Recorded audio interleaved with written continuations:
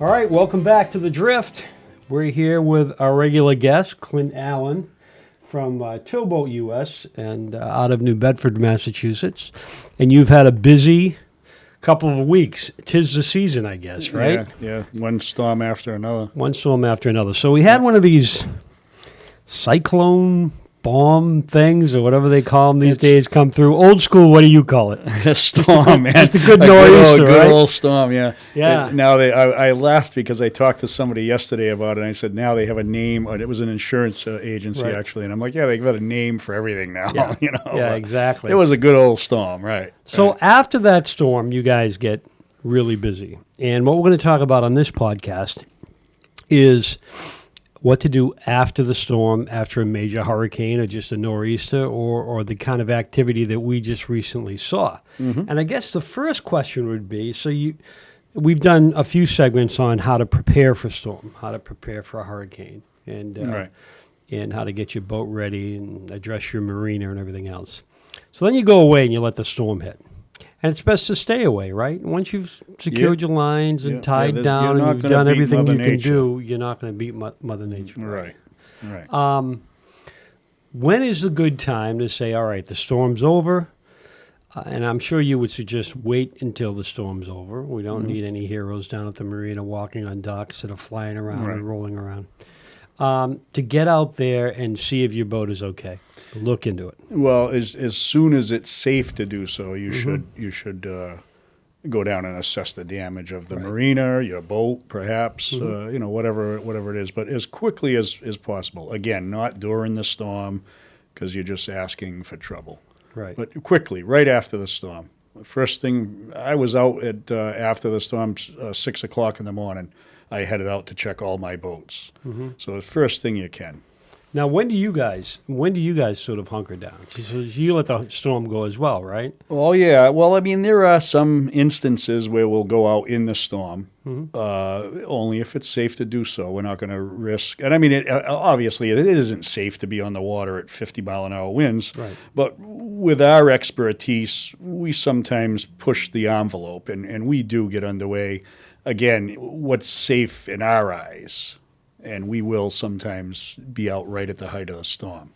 So Inside the harbor. We're not going out in the middle of Buzzards Bay. right. So for the boat owner, would you recommend calling your marina, calling authorities, or just waiting for an all clear before you go down there? Because a marina can be a dangerous place after a storm. Oh, yeah, sure, absolutely. So, yeah, you may not be allowed to get in. They may block off the entrance to get in, and you may have to show proof that you have reason to be down in the marina. I remember back in, I guess it was Bob and Paidnaram, they had the roads blocked off. You couldn't even get into Paidnaram Village. Right. And I suppose I didn't at the time. I was just gawking like everybody else was. But I suppose if you had proof that you had a vessel that you needed to check on, maybe they'd let you pass. But you're not just freely driving around in these storm-damaged areas. So you may have to provide proof that you belong there. And you getting to your boat is probably not going to be priority in the eyes of the authorities following a storm. Right. And that's the problem. That's exactly right, because there may be down wires or the roads may not be safe to pass. They're just not going to allow you to go. As simple as that. It's just, no, you can't. I don't care if you have proof or not. You're not coming down here, Right. So you could encounter that. And if that's the case, well, it's not, you try and just keep trying. Maybe come back 4 hours later and see if the road's cleared or what have you, So it's all up to the authorities, all up to the hierarchy. Yeah. Who's responsible to protect my boat from further damage after this? So let's say the storm hits. All right, I've lost some lines. As a matter of fact, in that last storm, we lost some lines on our boat down at the marina, and we were able to get down there. It wasn't that bad a storm. Keep an eye on it. We saw from land that it was missing some lines and doubled up a few more. And it's amazing how the movement of those docks and the power of that wind can chafe through a line. Right. You don't think so. Right. It's repetition. But away it goes. Continuous all night, sure. Yep. So you're lucky that, and that's, I guess that's part of it too. It's your property. You want to protect it. So Right. if you can, if it's safe, and again, this is all the main factor is it safe? Mm-hmm. Can you walk down? I saw a guy at your marina, a video of him, and I'll tell you what, man, he was an acrobat just to get down the docks. Right. It could be life-threatening. You get thrown off into the cold water or bang your head or what have you. I mean, Right. but the docks were just rocking and Yeah, they were rolling. rocking. And it was almost a point where he should have been crawling. Right. But he didn't. He was walking, and he managed to make it down. Yeah. And I was fascinated. I said, wow, man, that's risky. But you're going to protect your property if you can do so safely. It's kind of on you to protect your property. So if you can double a line up that you see a line's chafed through and Right. you can get down to it safely. you And know. we can, as we've talked about on numerous occasions, can't stress enough, do all that before the storm. If Be you did it prepared. Get before, that but you stuff noticed during, and you can, again, safety is the main thing. It's not worth risking injury or your life, even in some cases, to go save something that's insured. So certainly safety is number one. So the storm passes, and now, again, when do I say, I'm going to go down to my boat, I'm going to check it out, and who's responsible for preventing further damage? Maybe I've taken on water, maybe I'm partially sunk, maybe I've got lost lines. Is my marina responsible for that, or do I just let that go and hope for the best until I can get to the boat and then file the claim, or what's the best bet there? Well, so ultimately you're responsible, and the insurance companies are expecting you to do as much as you can post-storm. Again, safety is number one. But if it's calm, usually it's calm the next Right. day after a blow. So you get down to your boat and you see that do you have water in your bilge and it's up above your batteries or what have you. You should try and pump it out. Keep the property safe. If it's driven ashore, perhaps, Right. and vandals or looters could come, so you should take your electronics off. There's this many isn't- things that you're responsible to do. And a marina can be a hostile environment after a storm. I mean, this isn't a place. So many people after a storm hits, it seems like the sightseers are out. You'll see lines of traffic with people going out to Right. see, what the storm brought. And you can encounter down power lines. You can encounter sharp objects. You can encounter a lot that we shouldn't be around. So the plan is this: try to find your boat, get back to your boat, but don't bring the kids and the pets and pack a lunch and make a day out of it. Right. This is a serious situation, correct? Yeah, absolutely. Yeah, you don't want to be putting your family in danger. So go down again. Safety number one. But sure, there could be one of the biggest things that we find is electrical could be the electrical Right. on the dock could be compromised. And So now that entire dock then could be charged. Sure. Or you Right. reach into the water, you see something, you reach into the water could be. Electrical shock is not so significant in saltwater environment, but freshwater, you can get electrocuted. So there's another. We had a marina fire one time, a boat caught on fire, and unbeknownst to all of us, it actually burned the wiring, but not to a point where it was burned, but it was burned enough that they were arcing out. And it was live, Yeah. and So the water's live. The docks could be a live. lot of everything stuff could be- live. So that was a scary situation, and we found it like almost accidentally, just as we approached. And thank God that we noticed it, because who knows, somebody. So yeah, it's etched in my mind now that anytime I go down to a marina after a storm, electrical is number one. Right. Most marinas, like the marina owner, will shut the power down. Yep. After a storm, if there's damage, of course, and just for preventative measures, even though there may not be an actual live wires or anything, shut it down. That's a good safety feature, So once the storm has passed and it's safe to do so, you head down your marina. You might want to think about bringing a few things, right? Some tools. You might want to think about certainly bringing proof of ownership, right? Real important, the ownership. Right. I mean, the local marina is going to know who you are, but as I said, sometimes the roads are blocked Right. prior to getting to the marina. Yeah. And if the conditions are passed, the police are mostly there for, like you said, sightseers. You're going to have all kinds of sightseers. So if you have proof and say, hey, listen, my boat's down the road here, and I'd like to get access, and they'll let you. More than likely, they'll let you pass, unless there's significant trees down and power lines and so on. But in all likelihood, they'll let you go. So pack a little kit, maybe some duct tape, some essential tools you might need. Certainly bring your phone or your smart device. You're going to probably have to take some photos. Right. Some additional lines if you do have to secure lines.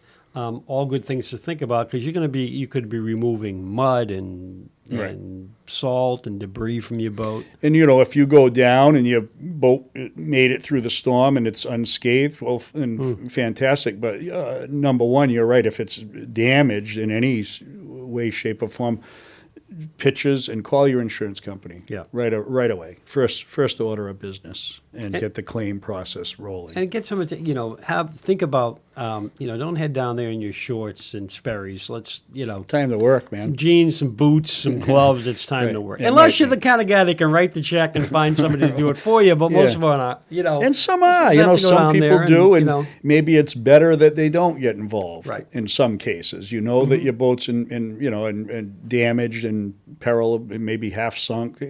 Just stand back and call your. Same thing though. Number one, call your insurance company. Get the ball rolling. Get the claim process started. Yep.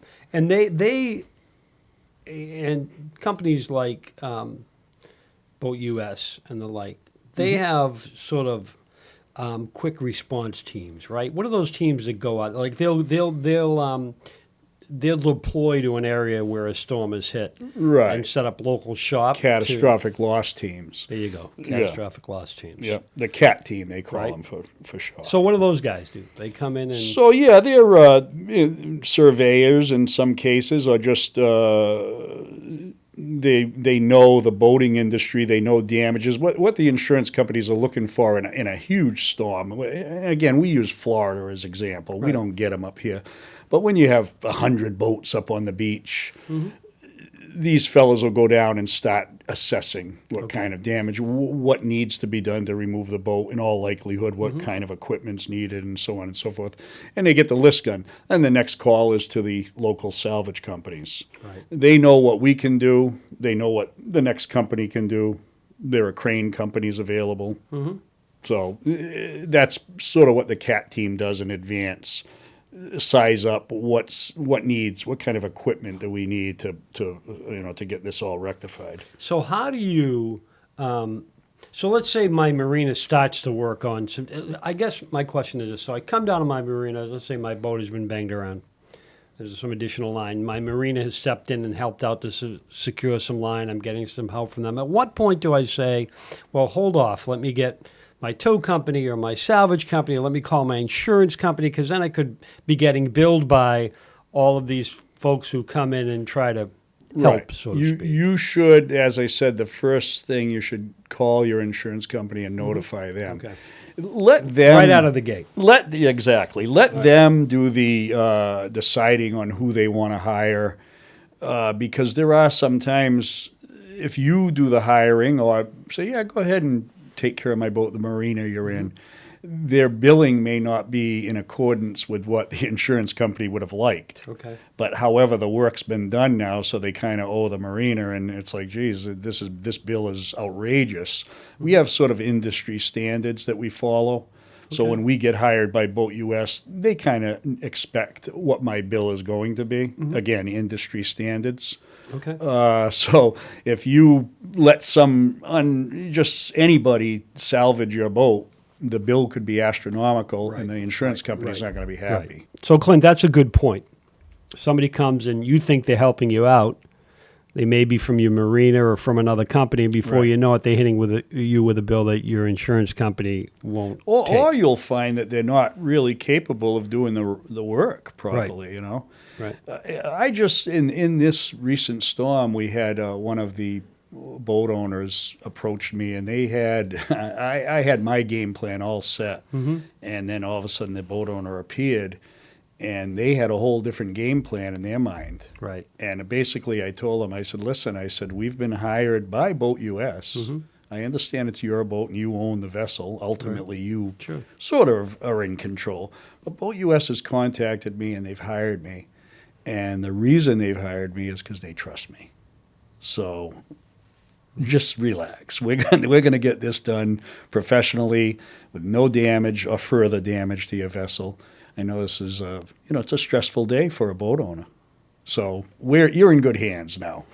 So next scenario, head down to my marina to see how I fared, and my boat's not there. So it's broken free. It's Right. taken off. It's somewhere else. What do I do? So it's funny you say that one because that was the very first phone call of the morning. About 6 o'clock in the morning, my phone rang and the fella said, "My boat is off my mooring." Was it a 15-foot whaler? Because there was one on my marsh, by the way. We did get that one You eventually. did get that one? But, Okay. yeah, this first phone call, he said, "My boat's gone." And again, I'm sympathetic right off the bat. I know we've had a Sure. big storm. This is not going to Absolutely. be the last phone call we get. And I told him, "Well, Cap, there's not much I can do for you." I said, "You find the boat, and we'll be over as quickly as we can. But until you locate it, we can't, there's not much we can do." So in other words, he was asking if we were going to go out and search for it. And I told him it's not conducive. I said, it's still 50-mile-an-hour gust, and it's not safe to be on the water. So they're going to wait until they get a call from somebody who Right, says, "Hey, right. there's a boat washed up." Yeah. As And I did, and there's actually, boat a on my few marsh. hours later, he called the office back, and he had Found it. located it. Yeah. It wasn't far. It was maybe a quarter of a mile. He just could not see it in the morning from his vantage point. So later on, he searched some more, and he found it eventually. And we removed it for him later on in the afternoon. So let's say I have a larger vessel and it's broken free and it washes up ashore, far ashore, which can happen. Obviously, these tides are higher than normal, Right. and they can be washed up on the marshes or beaches or whatever. How do I secure that? Like, what do I do? Does my insurance company cover security for the boat? Do I have to? We've talked about looters and folks who might come and try to, there are these people who think they're old, I don't know if you want to call them salvage laws on the books that, hey, if the boat washes up Right. on my marsh or in my yard, Yeah. it's my boat. There's a lot of misunderstanding along those lines. That's so right. how do I secure, what are those rules and laws, and how do I secure a boat if it does wash up on a piece of marsh that I can't access, or on somebody's private beach? Right. So again, depending where it's located, you want to try and make your way down to the boat. And most if you live on the beach, most landowners or homeowners are going to allow you access to go on their property. I always knock on the door first and ask, can I get to your backyard? And, just cut through without, asking permission. But most people are going to realize the situation and allow you to go down to it. So what I do, number one, is if you think it's in an area where it could get looted, and that's very, very possible, number one, call your insurance company again. Good. But ask them, can I hire a security company? Or anyone, someone there 24 hours that I'm going to need to pay, caretaker, anybody, and ask the insurance company, will they provide for that? So, if you have a 20-footer that washes ashore, you can pull most of what is of value off the boat. But this, you could have a 40, 50-footer that washes ashore, and it's Right. going to be there for quite some time, and there are valuables on that boat, things of worth that could be sure. looted off, right? Sure. So, again, it seems like the common theme you've had here is call your insurance company as soon as possible and ask. And that's a good point. Ask it because look, post-storm, if you call the police and tell them, "Could you keep an eye on my boat?" Again, they've got other things going on. Bigger fish to fry, right? But that's new to me for an insurance company to say, "Yeah, we'll put a security person on." Well, Yeah. we know that. And it's a in valuable all vessel. likelihood, they'll provide for it because you got to remember that you're saving them money. If you can protect your investment, Right. you're also protecting their investment. So a security guard, or like I said, just a caretaker, anybody that is willing to help out on an hourly basis. You can't be up, through the night. You've got enough stress going on Sure. with what's going on. So yeah, you hire somebody and they'll watch the boat for you. We've done it before in the past. When I get involved with a salvage, once I'm involved or hired by the insurance company, I basically am liable for anything that goes wrong. So I can't just leave the boat unattended in a bad, an area where it's suspect. I have to protect it.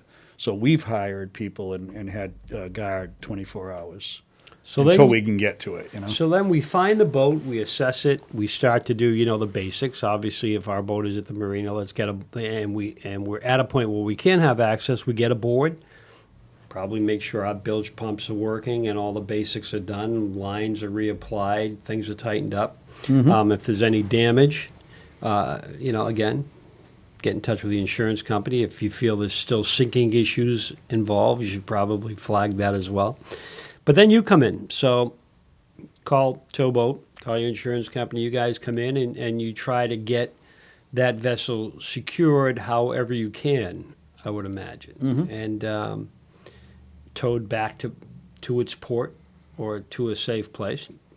Let's talk a little bit about some technique for that. We've got a viral video going around that you and your team videotaped in righting a ship again. Yeah. So giving away trade secrets. Yeah. So tell me about it. That video amazed, and I think the reason why it went viral is that so many folks are amazed by it. Because you see a boat overturned like that, and you figure, there's no way. How do you right this ship? Right. It's filled with water.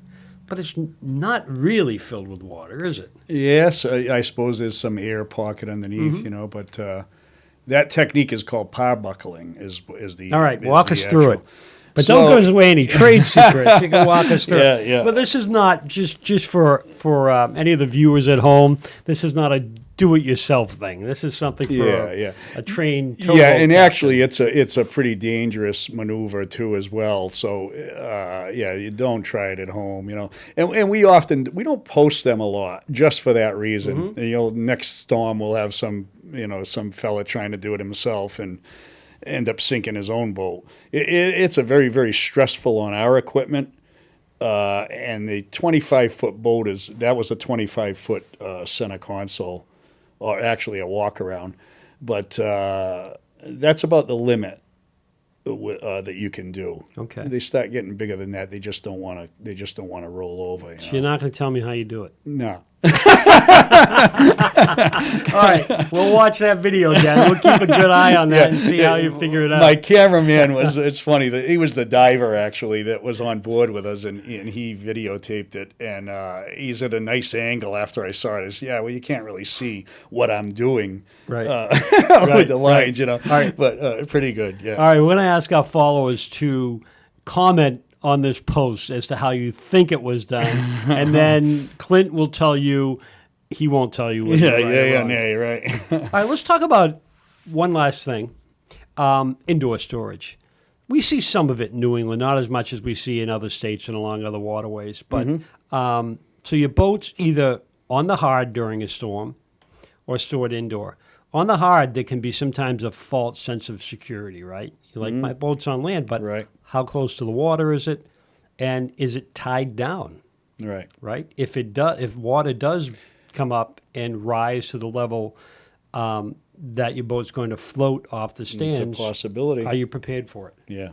Yeah, it's a possibility. And there was a video on, I don't remember I don't think it was the nor'easter prior to this one. It might have been earlier those this tornadoes summer. that came through Cape Cod. That's exactly what it was. That's right, down the Cape. And I'll tell you what, I don't think they blew off, but there were two up on the rack storage. They look like maybe 25 to 28-foot boats. And almost that wind got a hold of them and just pushed them right to the very edge of the stands. And it was, I'd say 20 feet in the air, so the boat's going to be totaled if it falls off. So just because you're stored ashore, not necessarily safe, A lot of folks don't use chains on the stands. They don't chain the stands together. Right. And they assume, well, again, it's on land. I don't have to worry about it. But there are concerns there. And you may want to talk to, if you are in a rack system in indoor storage, Take a look around that building, and is it a newer building? Is it the kind of structure that's been around for 50 years?